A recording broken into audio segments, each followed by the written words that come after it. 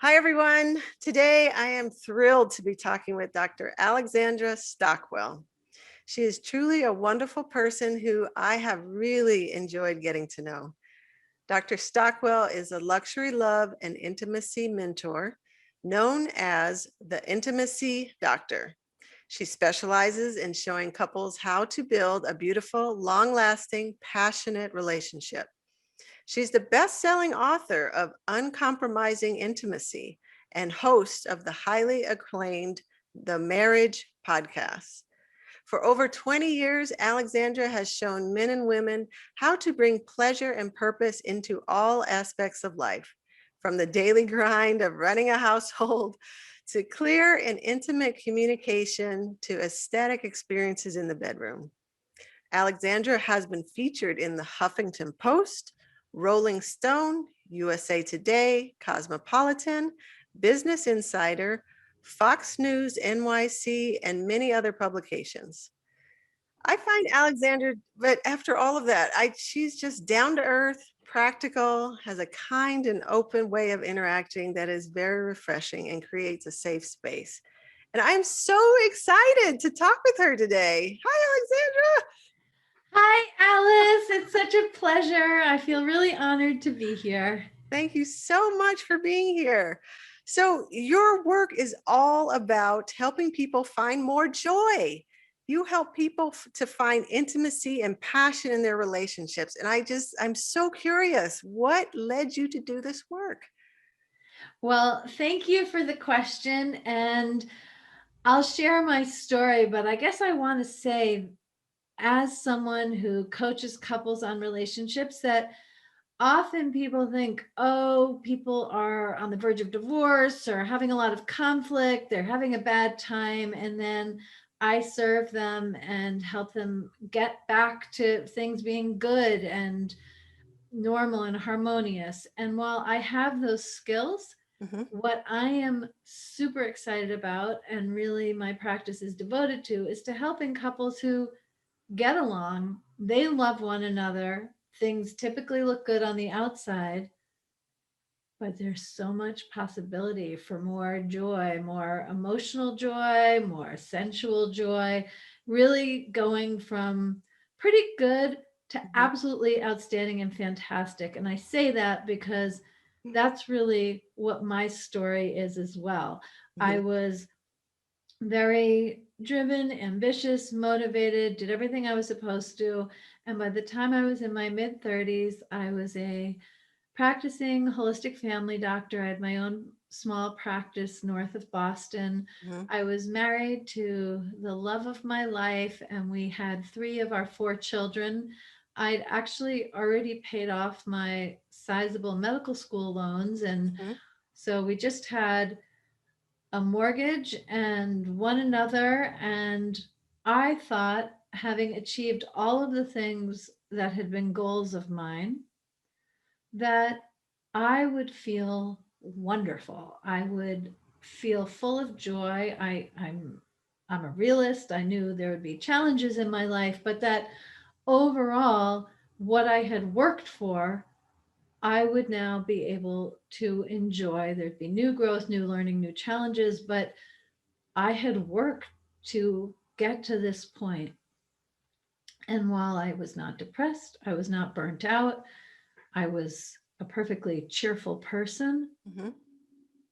I didn't feel satisfied. I didn't feel the kind of joy that is magnetic and fuels purpose and vision and creativity. And not everyone strives for that, but I had put everything in place so that I expected that at that point, that to have all of the things I had striven for, strived for, accomplished, and things just relatively felt a little dull and not unpleasant, but not full of joy and passion. And so, if I had been in another phase of my life, I might have done this differently. But in my mid 30s, I anticipated another 4 or 5 decades of living this way. Mhm. And I knew that I wanted more joy, more satisfaction, more passion. That's how I am, and I didn't get why I didn't feel it. So I took a sabbatical from my medical practice, Hmm. and while still parenting my three children, making dinner, making sure the house was set, and so forth, in the time that I had, I gave myself permission to just do what I felt like doing. And some days it wasn't much of anything. Some days I'd sit by the river near us. I took a dance class, I took a painting class, and one thing led to another. I did some conventional things and some very unconventional things I wouldn't have anticipated. Hmm. Like I went to the School of Womanly Arts in New York City. Oh, wow. I just gave myself permission not to need a reason, not to restrict myself to doing the things that would get me closer to some explicit goal. Hmm. And one thing led to another, and I took a very extensive and in-depth training in sensuality and sexuality because I wanted more joy, more vitality, more intimate connection with my husband. And so I went all in when I found a place. I don't mean that as a pun. I I I did. I went fully into it when I found a place to train. This place Okay. doesn't exist anymore. But Okay. at the time it was both for lay people and it was a certification and training for coaches. Okay. And so I didn't really know what a coach was at the time, but I thought, well, this is being taught. Let me go see what the teaching labs are all about.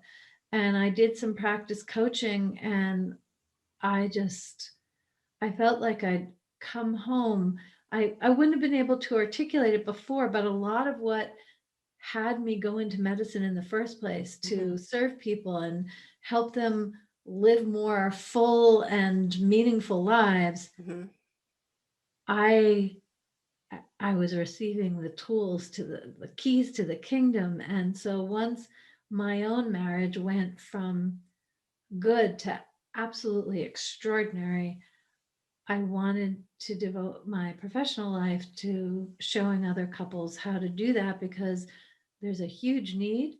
Yes. And the main thing lacking is education. I really believe that having a fantastic relationship is a learnable skill, and the issue is finding someone who will teach you. So I have become that teacher, and that is what brings me to this conversation about joy.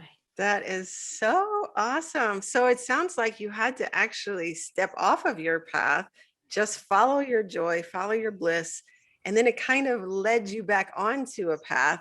You may not have known where it was going or where it was going to end it up, but you had to give yourself that time to just follow in the moment whatever brought you joy, and then you could restart on a different path in a different way.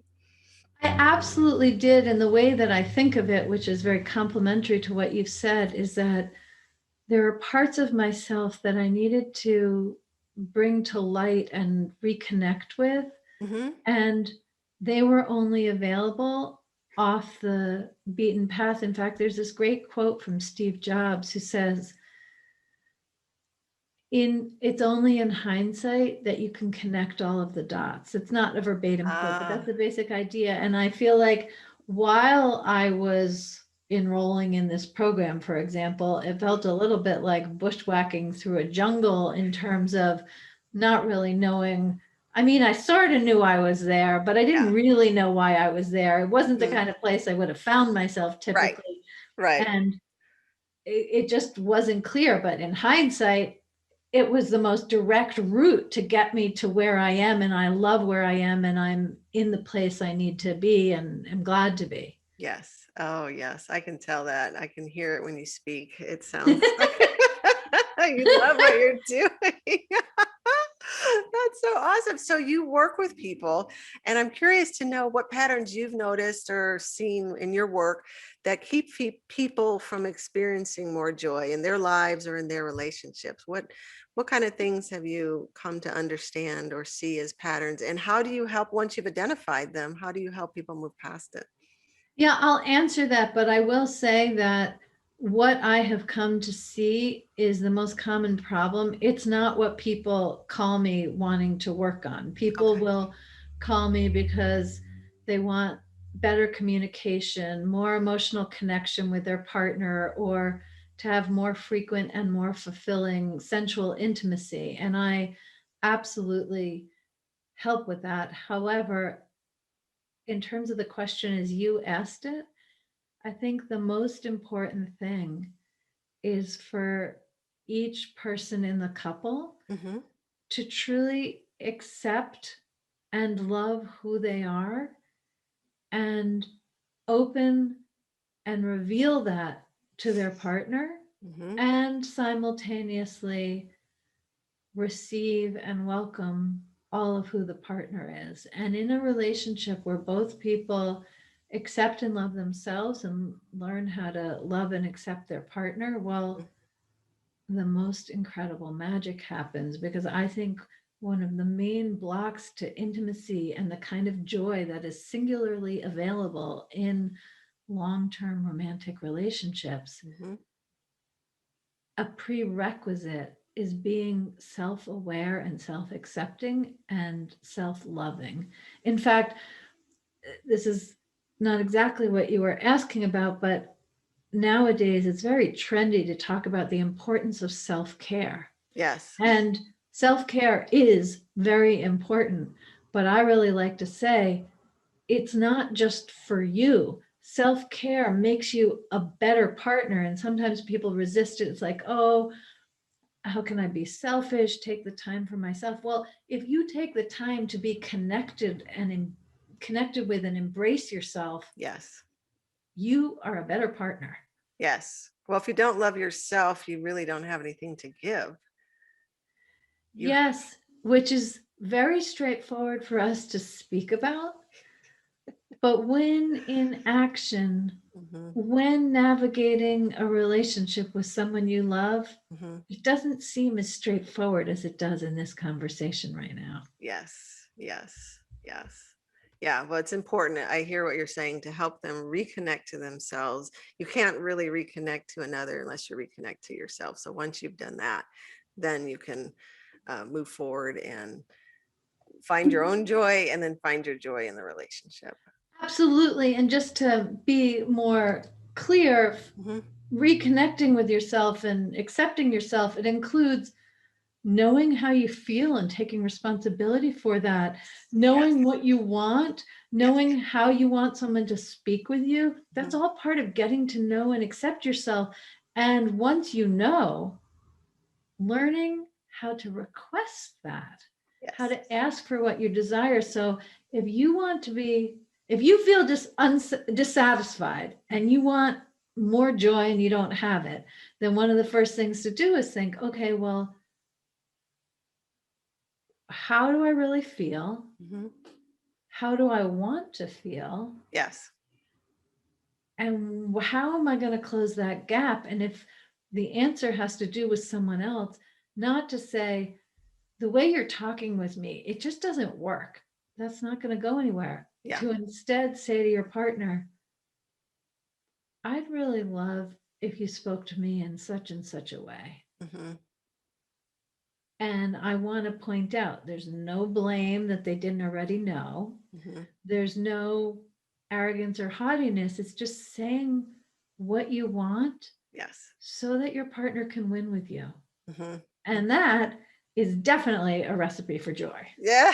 I love it. Yes, ma'am. So true. So, okay, we've been talking about joy. I'm curious to know how you define joy. Do you feel like it's a thought, a feeling, an action, all three, something else? This isn't strictly a definition. I would say more of a description, but I truly experience joy as a quality of relating. Like, joy is one of the flavors for how I can relate to myself and Mhm. other people and the world around me. And when you and I have spoken before, I've likened it to a language that, just as we can speak English and we can speak any other language. I mean, I can speak German. I can't speak, theoretically, I can speak another language, let me say. But joy is like that. Okay. We can discuss any topic, and Yes. if we discuss it with joy, Hmm. then it's one kind of a communication. We can discuss that same topic with sorrow, with neutrality. Okay. And so, as often as possible, I want to be speaking joy while discussing and experiencing whatever is arising. Yes. Oh, that's beautifully said. We are human and we do like to relate. So part of it is in what brings us joy as humans is relating to others. So I love that you said Yes. that. Yes. That's what makes us human. So, okay. So what brings you joy? When do you feel the most joy? I feel the most joy when I am having meaningful conversations with other people. And honestly, it really doesn't even matter what the topic is, as long as it's meaningful for both of us in that moment. I am experiencing joy with all of the different conversations you and I have had today, including this one that others can listen to. Oh, awesome. Oh, that's great. Okay. I'd love to hear a story. If you can tell us a story about a fun time that you've had with your family or on vacation or in your business, if you could share something. Yeah, let me take a moment because I think when I think of a time of joy with my family, it most often includes laughter. And my family, it's my husband and me, and we have four children with a pretty big age range. So my oldest is 24 and my youngest is 9. And Okay. that means that ever since my oldest was 8 or so, Hmm. that in any conversation, there are multiple conversations going on because my husband and I are speaking and we have one understanding of one another. And then my 24-year-old, she understands what's happening. She doesn't necessarily catch everything my husband and I are saying to one another with the nuance and the way we mean it, but she catches a lot. And then there's my 9-year-old's understanding. And so, and then 15, 22, and there's something just totally delicious and magical that happens. It's always spontaneous where one person says something and it's understood in different ways by the other people. And we all just start laughing, and then seeing the joy and pleasure that one person has leads to another. And it really is like the phenomenon of a pandemic, but instead of disease, it's joy, it's laughter, it's connection.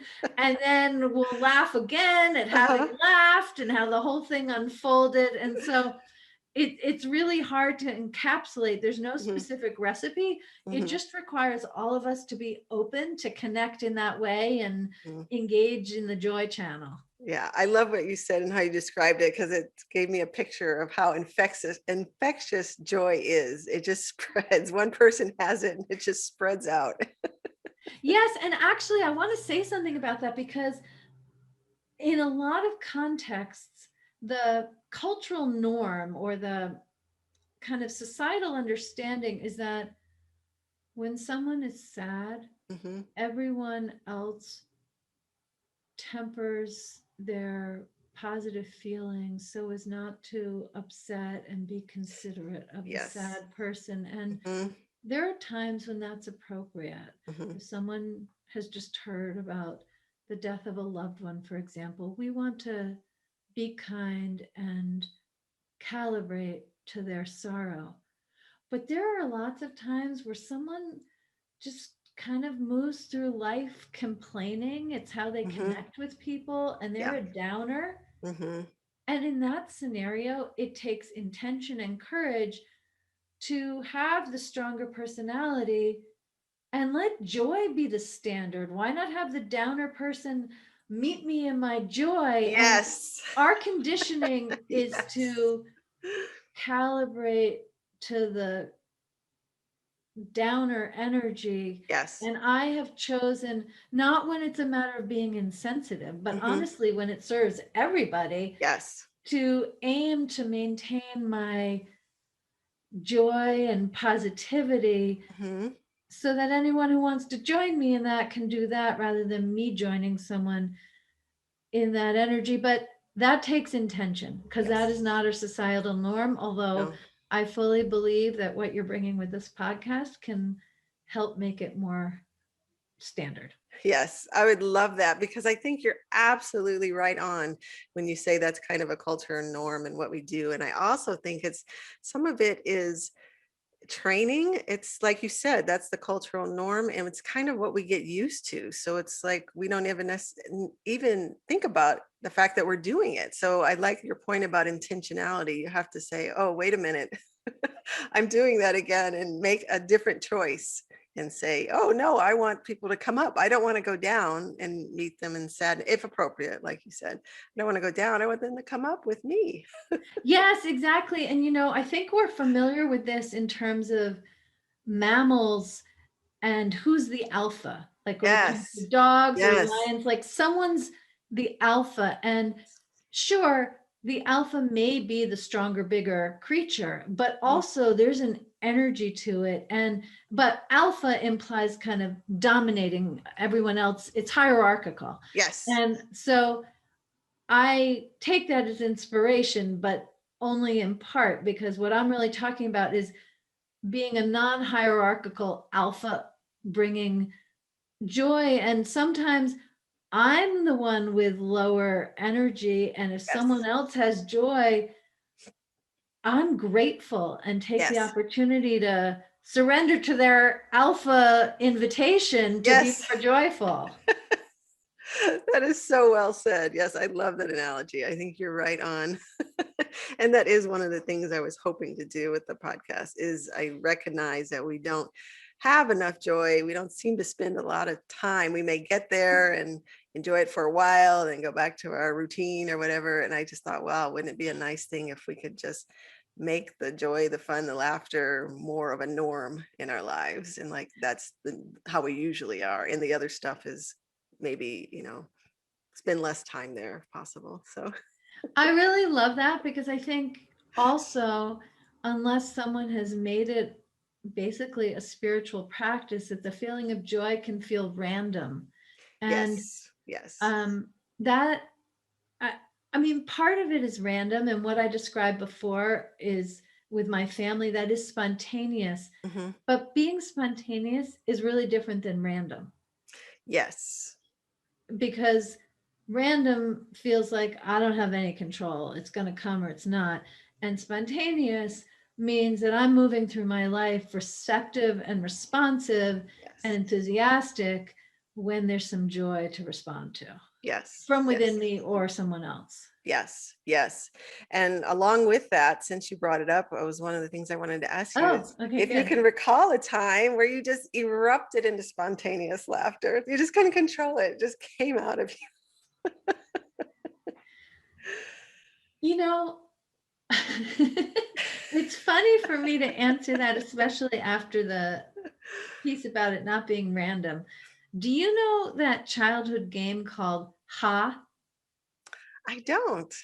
Okay, well, it is something that my family does sometimes, and it is so silly and it seems so ridiculous at first.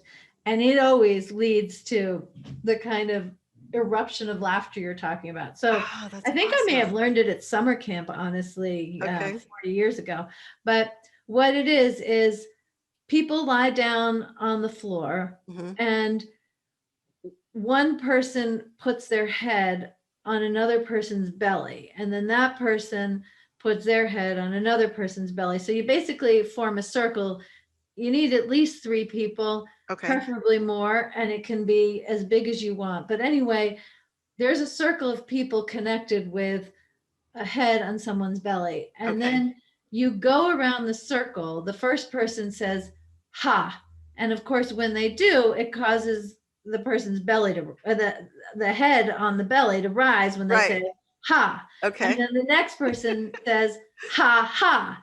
And then the next person says it 3 times, ha, Okay. ha, ha.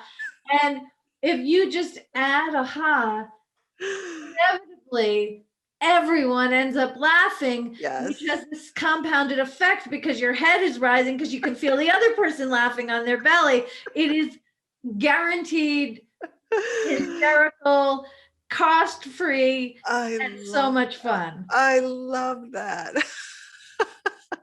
I am going to have to put that in the show notes and recommend that to everyone. Oh my gosh, that's awesome. I love that. I'm going to try it. Yeah, and as soon as a child is big enough to hold a head on their belly, or you don't have to put the full weight, like anyone of any age, it is so ridiculously fun. And at first it seems like such a weird thing to do, Yeah. but then it catches on and it is so funny. Yeah. And once you're at that vibration, everybody's vibrations lifted and laughing. I think it's so easy to continue. It's sometimes, like you said, it has to build or get started, but once you're there, Exactly, exactly, exactly. oh, I love it. Thank you for that. Okay, so we've talked about things that make you feel joy. What about a time when you were feeling down? Is there something that works for you to bring you back up? A change of mindset, a thought, an event, or how do you kind of go from maybe down to back up? I'm going to share what comes to mind, which really is a very important part of my story as well, which is before I took my sabbatical from medicine and went in this whole direction of intimacy coaching. I remember very clearly the day my daughter turned 9. She's the oldest of my 4, the others are boys. And Okay. when she turned 9, she was so full of joy and radiance and feminine power and delight. I mean, she really, to me, was the epitome of joy and had been. But the day she turned 9, Mhm, it made this really big impression on me because I saw her. And on the one hand, as her mother, mhm, I was thrilled. And inside, mhm. I freaked out Oh, wow. because when I was 9, my parents were getting divorced, and I instantly saw 2 things. Mhm, One is that I had disconnected from some of my own joy when I was 9, mhm, and I hadn't ever reconnected to it.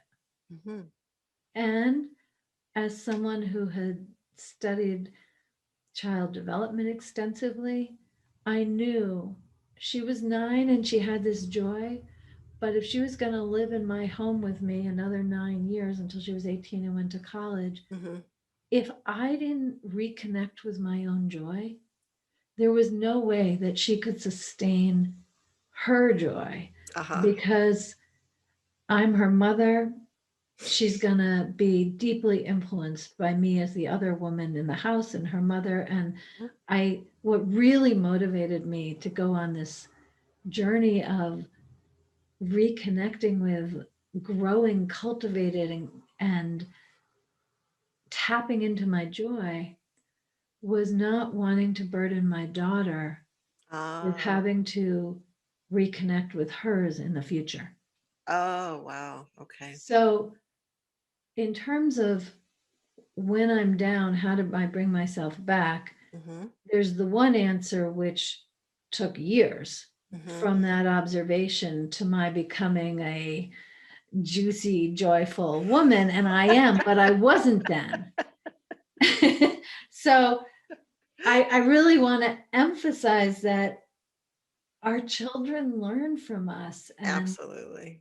so this was really important to me. Now, if I'm feeling down now Mhm, and I want to reconnect with my joy, which is really the question you were asking, but I wanted to provide that other context.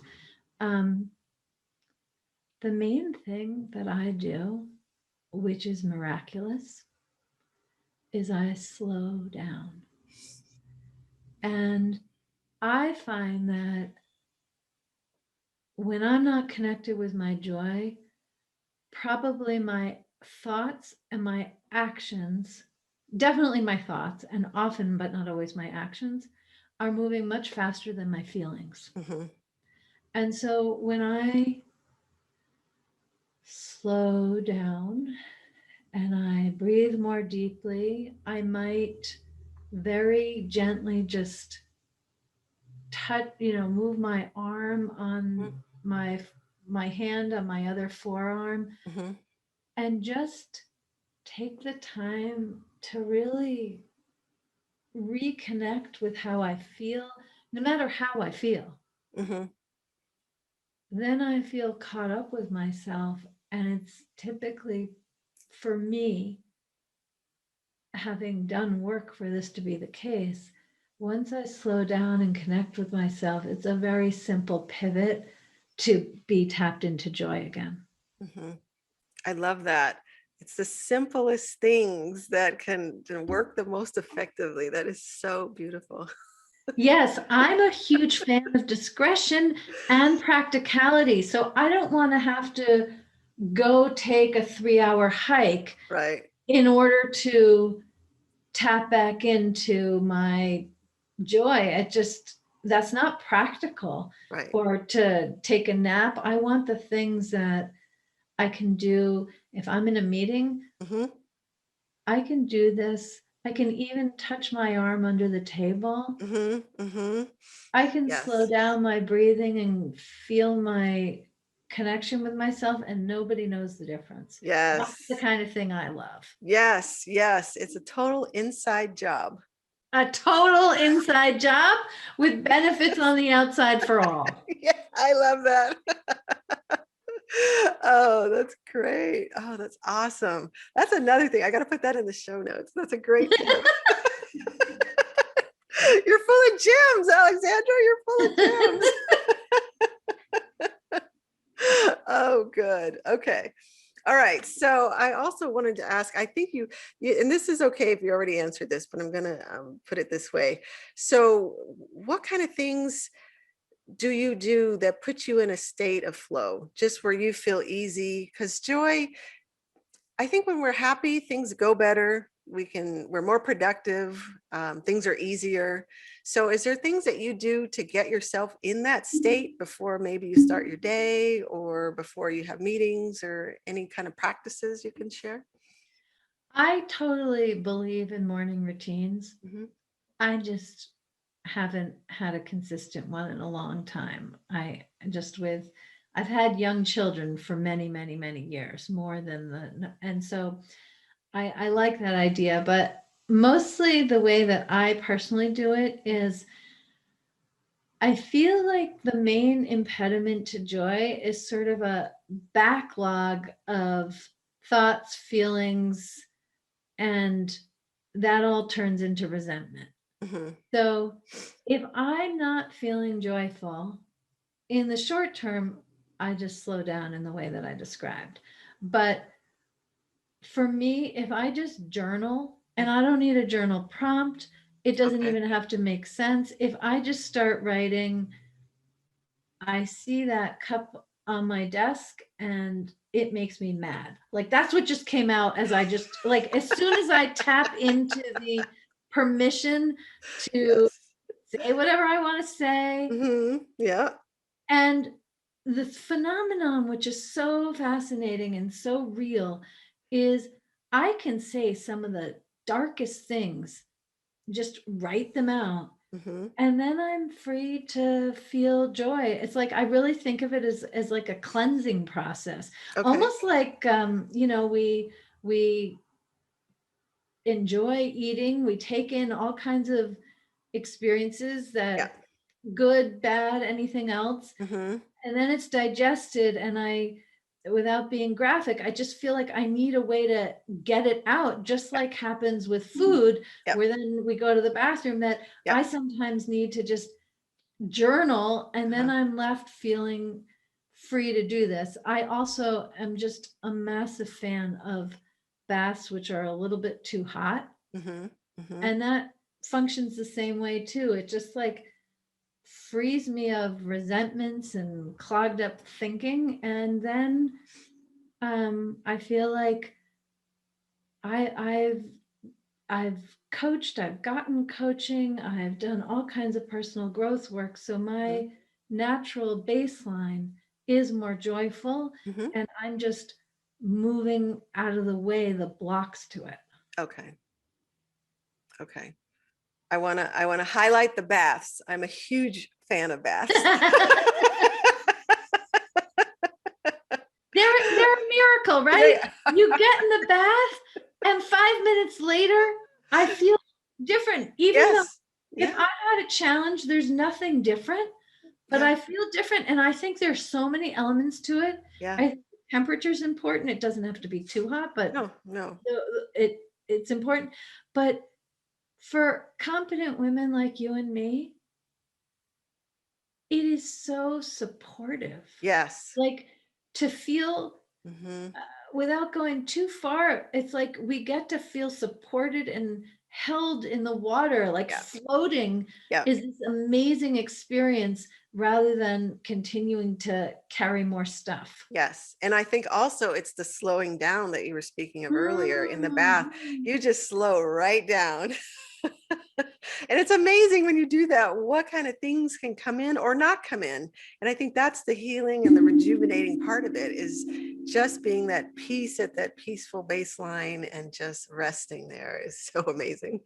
Yes, and I want to make a plug for not taking the phone into the bath because Oh, no, yes. yes, but that is important to say. Yeah, no, I agree with you 100%. Nothing, no telephone, no distraction, just rest. Yes. Yeah. I Oh, love that we have that in common. yes. Oh my gosh, I love my baths. They are life-saving. Totally. Yes. Oh, I feel you on that for sure. Okay, so we've touched on a lot of things that you do that help you feel joyful, times that you feel joyful. How do you feel that feeling this joy of feeling good has helped you in your life and to be more successful? I feel like it functions kind of like salt, which enhances food. It you wouldn't want to really eat salt by itself, but everything is better Yeah. with salt. And I mean, I'm fine having joy on its own, but when I am feeling joyful, Hmm. I have more motivation, Hmm. and any interaction with any other person, no matter what their state Hmm. is more successful, it's Yes. more collaborative, Hmm. and without it, everything is harder. Yeah. Yep. It smooths out a lot of edges, doesn't it, when we feel good?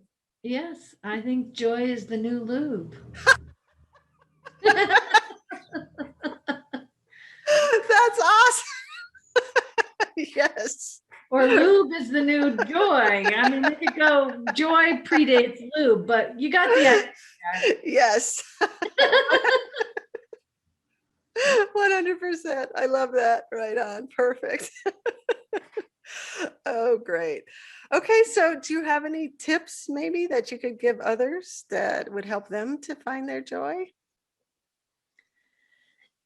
I really love how you asked that question, namely to help others to find their joy, because even in phrasing it that way, it implies that it's a journey.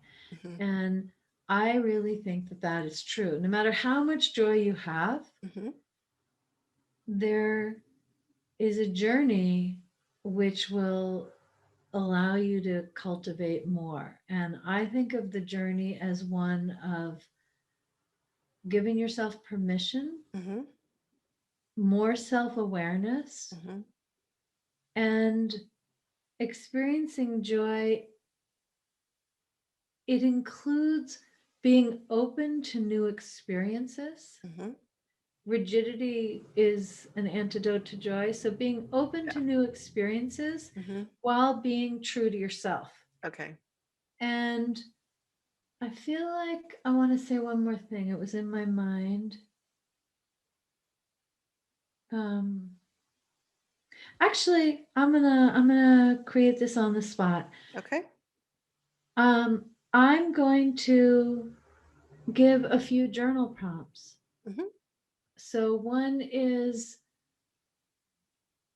times I have experienced joy include, Okay.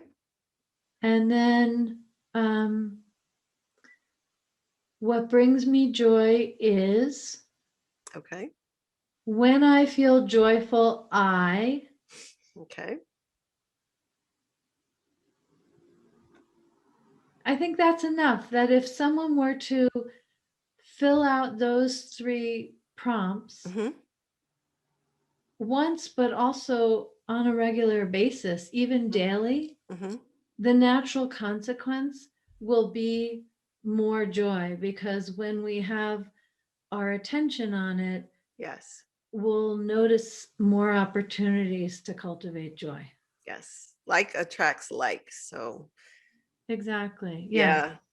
That's And you'll awesome. notice when your mind goes away from joy, because if you've been journaling in response to those prompts, you'll end up having very interesting dialogues with yourself. Yes, absolutely. I love that. Thank you. I'm gonna write that down. Make that part of I love journaling.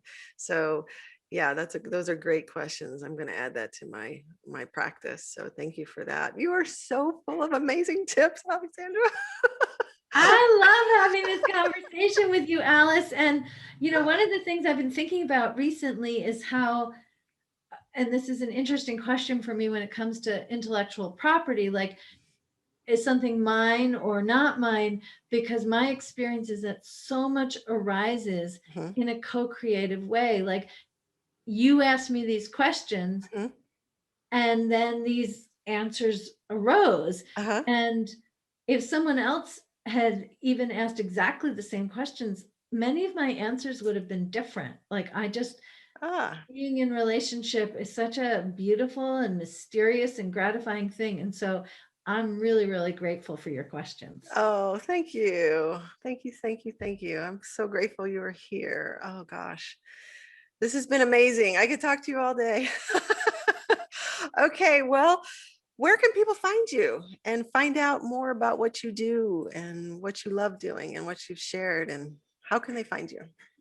Oh, thank you for that. So my website is alexandrastockwell.com. I'm also on social media, and I have a Facebook group called The Intimate Marriage with Alexandra Stockwell, MD. Anyone is welcome to join and have conversations like this and many others. Also, my book, Uncompromising Intimacy, Mhm. it's available on Amazon and Audible. And if you're listening to this podcast and you'd like to start listening to another podcast, please join me at the Marriage Podcast. There are many marriage podcasts, so in looking for it, you may need to put my name in. So put in Marriage Podcast Alexandra Stockwell, and we have conversations in great depth on these topics as it specifically relates to long-term, committed, intimate, passionate relationships. Yeah, that's awesome. And I have listened to your podcast and learned a lot. So thank you very much for that. Oh, my pleasure. My pleasure. Awesome. Anything else you want to add before we finish today? I'm just really grateful. And I think it's a beautiful thing to complete this conversation feeling more joy than when we started. Thank you. Me too. Like I said, I could talk to you all day. I just love it when we're able to connect around things that feel good. So thank you for being here, Alexandra. Thank you for all the work that you do. God bless you. Love you. Mwah. Thank you. Thank you.